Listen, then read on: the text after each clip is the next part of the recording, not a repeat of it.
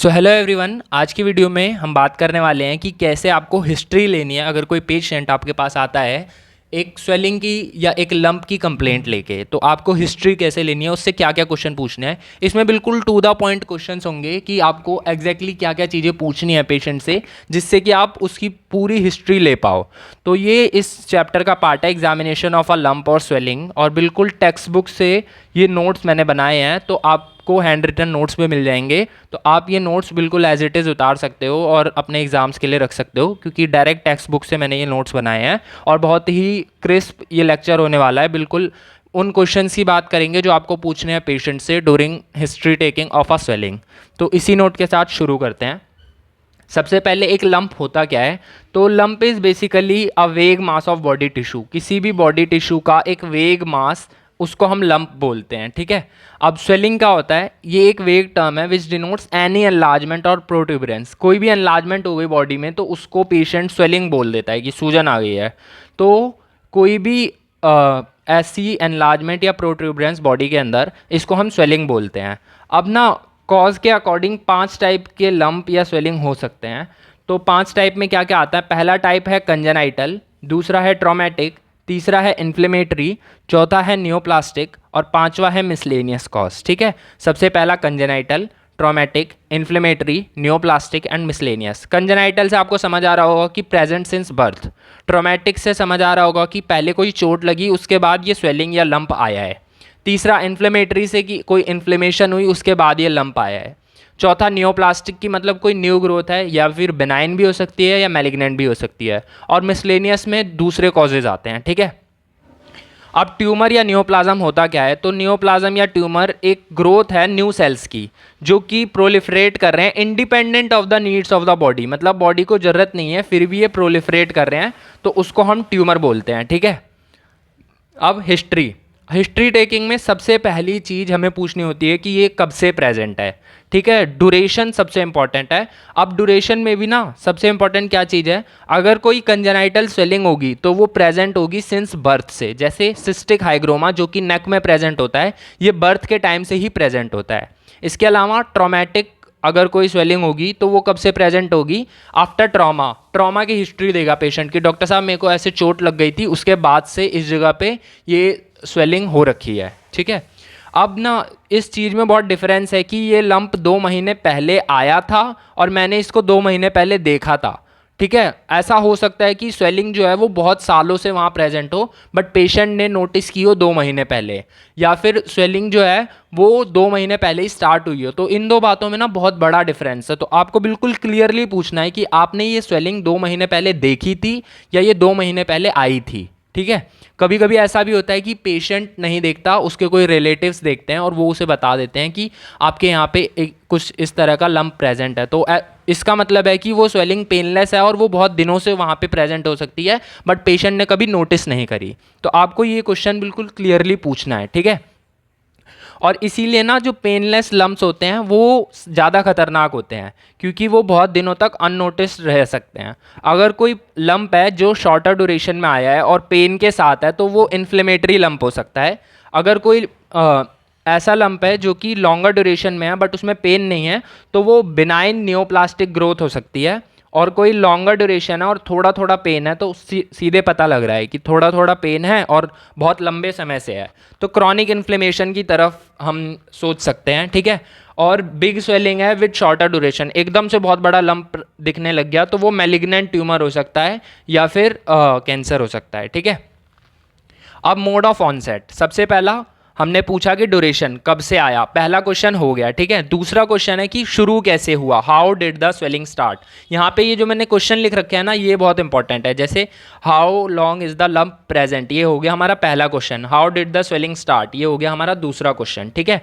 अब पेशेंट बोलेगा after a trauma, तो ये इन्फ्लेमेटरी या ट्रॉमेटिक स्वेलिंग हो सकती है। अपने आप उग गया बहुत जल्दी से, बहुत ज़्यादा बड़ा लंप हो गया, तो नियोप्लाज्म, या फिर स्पॉन्टेनियसली दिखने वाला कोई लंप। फिर प्री एग्जिस्टिंग कंडीशंस से भी लंप आ सकते हैं, जैसे कि पहले कोई वुंड था, पहले कोई चोट लगी हुई थी, वहाँ पे एक किलोइड की ग्रोथ स्टार्ट हो गई, ठीक है। एक स्कार टिश्यू था किसी को कोई बर्न हुआ था, वहाँ पे स्कार टिश्यू बना था, उसमें से अचानक से अपने आप ग्रोथ शुरू हो गई, तो इसको हम किलोइड बोलते हैं। या फिर जो लोग कान में पिन प्रिक करवाते हैं उनमें देखा होगा कि कई बार किलोइड का फॉर्मेशन हो जाता है। तो मोड ऑफ ऑनसेट में ये पूछना है हमें कि how did the swelling start. इसके अलावा अगर किसी पर्सन में ऐसा भी हो सकता है कि कोई बिनाइन नेवस या बर्थ मार्क प्रेजेंट हो, बिनाइन नेवस या बर्थ मार्क प्रेजेंट हो जिसके बाद वो मैलिग्नेंट मेलानोमा में बदल गया हो, ठीक है। पेनलेस स्वेलिंग ज़्यादा डेंजरस होती है क्योंकि वो बहुत सालों तक अननोटिस रह सकती है, ठीक है। अब अदर एसोसिएटेड सिम्टम, तो मोस्ट इंपॉर्टेंट एसोसिएटेड सिम्टम होता है पेन, जिसके लिए पेशेंट डॉक्टर के पास आता है। तो कभी कभी ऐसे सिम्टम्स भी प्रेजेंट हो सकते हैं जैसे difficulty in respiration, dysphagia, interfering with any movement of the body. तो हमें ये सब पूछना है पेशेंट से। जब भी कोई लंप की कंप्लेंट लेके आएगा तो अकॉर्डिंगली कि लंप कहाँ पे प्रेजेंट है उसकी साइड के अकॉर्डिंग हमें पूछना है कि कहीं स्वेलिंग में तो डिफ़िकल्टी नहीं होती, अगर कि कहीं स्वॉलोइंग में तो डिफ़िकल्टी नहीं होती। अगर कोई लंप गर्दन में प्रेजेंट है तो इसका मतलब हो सकता है कि वो डिस्फेजिया कर रहा हो या डिस्निया कर रहा हो, ठीक है। अब पेन जो है ये प्रेजेंट होता है इन्फ्लेमेटरी और ट्रॉमेटिक स्वेलिंग्स में, और एब्सेंट होता है नियोप्लास्टिक स्वेलिंग्स में जब तक कि वो बिनाइन रहती हैं। जब धीरे धीरे उनका मैलिग्नेंट ट्रांसफॉर्मेशन होने लगेगा या वो बहुत ज़्यादा बड़ी होने लगेंगी तो वो नर्व्स पे कंप्रेस करना शुरू कर देंगी, जिसकी वजह से पेन होने लग जाएगा, ठीक है। तो पेन के बारे में भी पूछना है। तो चौथा क्वेश्चन क्या हो गया कि पेन होता है कि नहीं होता, ठीक है। नेचर ऑफ पेन, अब नेचर ऑफ पेन के बारे में क्यों पूछना है, तो इससे पता लग जाएगा कि किस टाइप की स्वेलिंग है। जैसे कि अगर थ्रॉबिंग पेन है तो ये बेसिकली इन्फ्लेमेशन एब्सेस के अंदर होता है। बर्निंग और स्टैबिंग पेन है, ये कैंसर्स में देखने को मिलता है, नियोप्लास्टिक ग्रोथ में देखने को मिलता है, ठीक है। अब रेफर्ड पेन है, ऐसा भी हो सकता है कि पेन की साइट अलग हो और स्वेलिंग कहीं और पे प्रेजेंट हो। जैसे कि हिप जॉइंट का जो रेफर्ड पेन है वो नी जॉइंट्स में जाता है, तो हमें ये भी पूछना है कि कहीं ऐसा तो नहीं कि स्वेलिंग हिप जॉइंट के आसपास कहीं प्रेजेंट हो और पेन नी जॉइंट पे हो रहा हो। तो ये रेफर्ड पेन का कॉन्सेप्ट होता है। टाइम ऑफ ऑनसेट, अब ये टाइम ऑफ ऑनसेट ना one of the most important things है पूछने के लिए कि जो पेन है ये पेन का टाइम ऑफ ऑनसेट कर रहे हैं हम। ये चारों heading nature of pain, site, time of onset, ये सब पेन के अंदर आ रही है। तो पेन का टाइम ऑफ ऑनसेट क्या है, जो पेन है वो स्वेलिंग से पहले आया या स्वेलिंग पहले आई। जब अगर इन्फ्लेमेशन होगी तो पेन जो है वो स्वेलिंग से पहले आएगा, मतलब कि पहले पेन होगा उसके बाद स्वेलिंग होगी। बट अगर ट्यूमर है तो दोनों, चाहे बिनाइन ट्यूमर हो चाहे मैलिग्नेंट ट्यूमर हो, स्वेलिंग हमेशा पहले आएगी और पेन जो है वो बाद में आएगा, ठीक है। Swelling appears long before the patient will complain of the pain. अब हमें ये पूछना क्यों ज़रूरी है कि पेन पहले आया या स्वेलिंग, तो ये ना जितने भी मैलिग्नेंट ट्यूमर्स होते हैं ये पेनलेस होते हैं। शुरुआत में ये बहुत धीरे धीरे विदाउट एनी पेन स्टार्ट होते हैं, और पेन तभी आता है जब इन्वॉल्वमेंट ऑफ नर्व्स होता है। ये बहुत बड़े हो जाते हैं तो ये नर्व्स को कंप्रेस करना शुरू कर देते हैं या फिर दूसरे स्ट्रक्चर्स में इन्फिल्ट्रेट करना शुरू कर देते हैं। अल्सरेशन हो सकती है इन पे, या फंगेशन हो सकती है, या फिर इन्फ्लेमेशन भी हो सकती है जिसकी वजह से पेन शुरू हो जाएगा, ठीक है। सिर्फ एक एक्सेप्शन है इस पूरे उसमें, ऑस्टियोसार्कोमा, जो कि एक मैलिग्नेंट कैंसर है बोन्स का।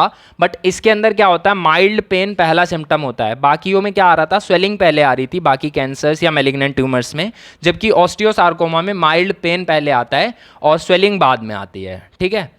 अब अगला क्वेश्चन हमें क्या पूछना है, पांचवा क्वेश्चन हो गया ये कि प्रोग्रेस ऑफ द स्वेलिंग, जो स्वेलिंग है वो कैसे प्रोग्रेस कर रही है। हमें पूछना है कि क्या जो लंप है उसका कुछ सरफेस में चेंज आया है, उसके कुछ साइज़ में चेंज आया है since it was first notice. सबसे पहले जब से पेशेंट ने उसे देखा है तब से उसके साइज़ में कुछ चेंज आया है या नहीं। जो बिनाइन ग्रोथ्स होती हैं वो बहुत स्लोली ग्रो करती हैं और वो बहुत सालों तक स्टैटिक रह सकती हैं, ठीक है। जबकि जो मैलिग्नेंट ग्रोथ होती है वो बहुत रैपिडली ग्रो करती है और बहुत जल्दी बहुत बड़ा मास ऑफ टिश्यू बन सकता है। अगर स्वेलिंग जो है वो बहुत सालों तक स्टैटिक रही और उसके बाद एकदम से ज़्यादा साइज़ में इंक्रीज़ होने लग गया, तो इसका मतलब है कि मैलिग्नेंट ट्रांसफॉर्मेशन हो रहा है एक बिनाइन ट्यूमर का। मतलब पहले वो बिनाइन ट्यूमर था बट क्योंकि बहुत दिनों तक वो रह गया तो इसलिए अब वो मैलिग्नेंसी की तरफ मूव ऑन कर रहा है। अब स्वेलिंग अगर साइज़ में डिक्रीज़ हो रही है तो इसका मतलब ये हो सकता है कि वो एक इन्फ्लेमेटरी स्वेलिंग्स थी। तो ये सब ना हम प्रोविजनली सोचते हैं ये चीज़ें कि ये पॉसिबिलिटी हो सकती है, ठीक है। तो जो भी आप क्वेश्चन पूछोगे हर एक क्वेश्चन एक पॉसिबिलिटी को रूल आउट करेगा या रूल इन करेगा, तो आपको क्वेश्चन बहुत वाइसली पूछने हैं। अब एग्जैक्ट साइट हमें देखने से ही पता लग जाएगी, जैसे ही हम देखेंगे तो हमें पता लग जाएगा कि एग्जैक्टली किस साइड पे कोई लंप प्रेजेंट है, ठीक है। तो इसमें ज़्यादा वो करने की ज़रूरत नहीं है। बट अगर कोई बिग स्वेलिंग हो, अगर कोई बहुत बड़ी स्वेलिंग है, तो पेशेंट बताएगा कि सबसे पहले स्वेलिंग शुरू कहाँ से हुई थी और ये धीरे धीरे कैसे बढ़ के इतनी बड़ी हो गई, ठीक है। अब फीवर के बारे में पूछना है। फीवर के बारे में पूछना क्यों ज़रूरी है, तो ये हमारा 7th क्वेश्चन हो गया। 6th हो गया कि एग्जैक्ट साइट क्या थी, 7th क्वेश्चन हो गया फीवर आया था नहीं। अगर कोई फीवर आया था तो इसका मतलब हो सकता है कि वो इन्फ्लेमेटरी स्वेलिंग थी, क्योंकि इन्फ्लेमेशन में फीवर भी आता ही है। और एब्सेस जो होते हैं उनके अंदर भी फीवर का आना बहुत कॉमन है, कि अगर किसी पर्सन की बॉडी में कोई एब्सेस प्रेजेंट होगा तो उसको फीवर भी आएगा, ठीक है। अब उसके आगे क्या पूछना है, तो पायोजेनिक लिम्फेडेनाइटिस होता है जिसके अंदर हमें देखने को मिलता है फीवर। तो ये भी हम देख सकते हैं कि पायोजेनिक लिम्फेडेनाइटिस में फीवर देखने को मिलेगा। या हॉजकिन लिम्फोमा हो गया, रीनल कार्सिनोमा हो गया, तो इनके अंदर भी पिक्यूलियर फीवर हमें देखने को मिल सकते हैं। अब नेक्स्ट क्वेश्चन हमें पूछना है प्रेजेंस ऑफ अदर लंप। कोई दूसरा लंप प्रेजेंट तो नहीं है, या तो अभी प्रेजेंट है या पहले प्रेजेंट था, क्योंकि कई ऐसी कंडीशंस होती है जिसमें एक साथ बहुत सारे मल्टीपल लंप्स प्रेजेंट होते हैं बॉडी के अंदर, जैसे कि न्यूरोफाइब्रोमेटोसिस, डायफिजियल एक्लेसिस। तो डायफिजियल एक्लेसिस क्या होता है, न्यूरोफाइब्रोमेटोसिस और डायफिजियल एक्लेसिस ये दोनों ही सिस्टेमिक कंडीशन है। इनके अंदर पूरी बॉडी के ऊपर छोटे छोटे लंप देखने को मिल जाते हैं, इसमें कुछ नोड्यूल्स देखने को मिलते हैं। और डायफिजियल एक्लेसिस में हमें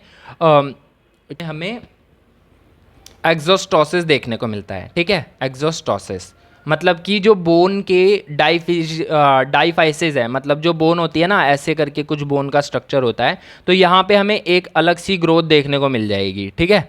बोन के जो शाफ्ट पे नहीं, उसके लॉन्ग एंड्स पे, वहाँ पे हमें टर्मिनल एंड्स पे इस तरीके से एक्सोस्टोसिस देखने को मिल जाएंगे। इसको हम डायफिजियल एक्लेसिस कहते हैं। इनमें मल्टीपल स्वेलिंग्स होगी। इसके अलावा हॉजकिन लिम्फोमा में भी मल्टीपल लिम्फोग्लैंडुलर एनलार्जमेंट्स देखने को मिलेगी। अब उसके बाद हमें नेक्स्ट क्वेश्चन क्या पूछना है, सेकेंडरी चेंजेस के बारे में पूछना है कि कोई सेकेंडरी चेंजेस हुए हैं, जैसे कि स्वेलिंग पहले हार्ड थी अब सॉफ्ट हो गई, या पहले उस पर फंगेशन हो गया, या कोई अल्सरेशन हो गया स्वेलिंग पे, या उन पे पेन आने लग गया, पहले पेन नहीं था, तो ये इन्फ्लेमेटरी चेंज हो गया है ना। तो इनके बारे में भी पूछना है सेकेंडरी चेंज। उसके अलावा 10th चीज़ क्या पूछनी है, इम्पेयरमेंट ऑफ फंक्शन। जैसे अगर कोई लिम्ब के पास कोई स्वेलिंग प्रेजेंट है, या फिर स्पाइन के पास, तो ऐसा हो सकता है कि अगर कोई नी जॉइंट के पास ऑस्टियोसार्कोमा प्रेजेंट है, तो उसकी वजह से नी जॉइंट की जो मूवमेंट है वो लिमिट हो सकती है। या फिर अगर ट्यूबरकुलस स्पाइन है, तो उसकी वजह से स्पाइन की मूवमेंट लिमिट हो सकती है। तो हमें इसके बारे में भी पूछना है कि कहीं कोई इम्पेयरमेंट तो नहीं है फंक्शन का, कहीं कोई फंक्शन का लॉस तो नहीं है। अब रिकरेंस, बहुत सारी स्वेलिंग्स जो होती हैं वो रिकरेंट होती हैं, जैसे कि अगर कोई पैजेट्स रिकरेंट फाइब्रॉइड है तो ये बार बार होने की टेंडेंसी होती है। अगर कोई सिस्टिक स्वेलिंग है, अगर उसकी पूरी वॉल को रिमूव नहीं किया गया, सिस्ट वॉल को, तो वो दोबारा अकर हो सकती है, ठीक है। और मान लो कोई मैलिग्नेंट चेंज हो रहा है किसी बिनाइन ग्रोथ में, हमने उस बिनाइन ग्रोथ को तो हटा दिया, बट अगर वो दोबारा एग्जिस्ट कर रहा है, दोबारा से परसिस्ट कर रहा है, दोबारा से रिकर हो जा रहा है, तो इसका मतलब है कि वो एक मैलिग्नेंट ट्यूमर है, ठीक है। इसके अलावा नेक्स्ट क्वेश्चन हमें पूछना है, question number 12, loss of body weight. अगर कोई बॉडी वेट का लॉस हो रहा है तो इसका मतलब है कि एक मैलिग्नेंट ग्रोथ है, या फिर कोल्ड एब्सेस है वो स्वेलिंग या वो ट्यूमर, जो कि टीबी की वजह से होता है। तो मैलिग्नेंट ग्रोथ और इसमें वेट लॉस की हिस्ट्री भी देखने को मिलती है। नेक्स्ट क्वेश्चन हमें पूछना है अबाउट पास्ट हिस्ट्री। अगर किसी पर्सन को सिफिलिस या टीबी की पास्ट हिस्ट्री है तो हम बहुत ईजीली स्वेलिंग का डायग्नोसिस कर सकते हैं, हमें एक क्लू मिल सकता है डायग्नोसिस के लिए स्वेलिंग की, ठीक है। अब पर्सनल हिस्ट्री में कुछ 3 चीज़ें बहुत इंपॉर्टेंट है। अगर कोई पर्सन पान खाता है, बीटल लीफ, या फिर सुपारी खाता है, या फिर चूना खाता है, या तंबाकू खाता है, तो उसकी वजह से उसके टंग, चीक और लिप में ग्रोथ हो सकती है, कैंसर हो सकता है, ठीक है। तो पर्सनल हिस्ट्री बहुत इंपॉर्टेंट है। एडिक्शन है अगर किसी को किसी चीज़ का, तो कुछ कैंसर्स की प्रीडिस्पोजिशन हो सकती है। इसके अलावा एक चुट्टा कैंसर होता है जो कि उन वुमेन के अंदर देखा जाता है, ये हार्ड पैलेट पे होता है, जो कि सिगार स्मोक करते हैं directly from their burning ends, मतलब जहाँ से सिगार जल रहा होता है वहीं से उसकी स्मोकिंग होती है, ठीक है। इसके अलावा खैनी कैंसर हो सकता है। खैनी कैंसर कब होगा, अगर कोई पर्सन है जो खैनी खाता है, जो कि अपने जिंजियोलेवियल सल्कस में रखता है। आपने देखा होगा जिंजियोलेवियल सल्कस में लोग कैसे खैनी को रखते हैं, तो उनको खैनी कैंसर हो सकता है। अब फैमिली हिस्ट्री, कुछ ऐसी बीमारियां होती हैं जिनकी फैमिली हिस्ट्री होती है और इन बीमारियों में हमें स्वेलिंग भी देखने को मिलती है, जैसे टीबी के अंदर, वॉन रेकलिंग-हॉसन डिजीज़ के अंदर और बहुत सारे मैलिग्नेंट ट्यूमर्स के अंदर इनके अंदर फैमिली हिस्ट्री भी देखने को मिलती है। तो ये कुछ क्वेश्चंस थे जो हम पूछेंगे किसी भी पर्सन से जो स्वेलिंग की कंप्लेंट लेके आएगा हमारे पास। तो इस तरीके से हिस्ट्री टेकिंग होगी। ये 15 क्वेश्चंस हैं, ठीक है। आपको एक बार फिर से एक ब्रीफ दे देता हूँ। सबसे पहले लंप की डेफिनेशन पढ़ी हमने, उसके बाद हमने देखा कि 5 कॉजेज़ कौन से होते हैं, कंजेनाइटल, ट्रॉमेटिक, इन्फ्लेमेटरी, नियोप्लास्टिक और miscellaneous.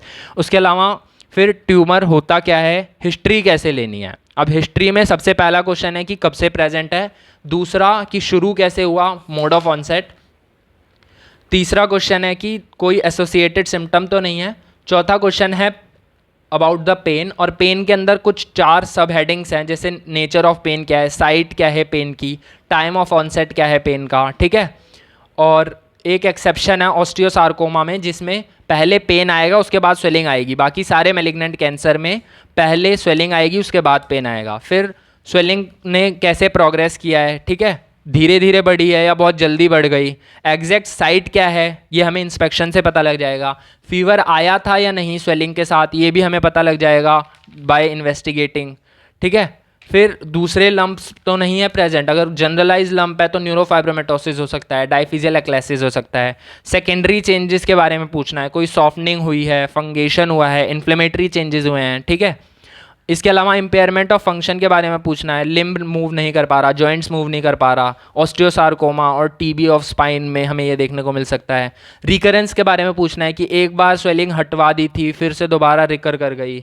Loss of body weight के बारे में पूछना है, जो कि एक सिस्टमिक सिम्टम है जो मैलिग्नेंट ट्यूमर्स में देखने को मिलता है और जनरलाइज टीबी के अंदर देखने को मिलता है जब कोल्ड एब्सेस हो जाता है।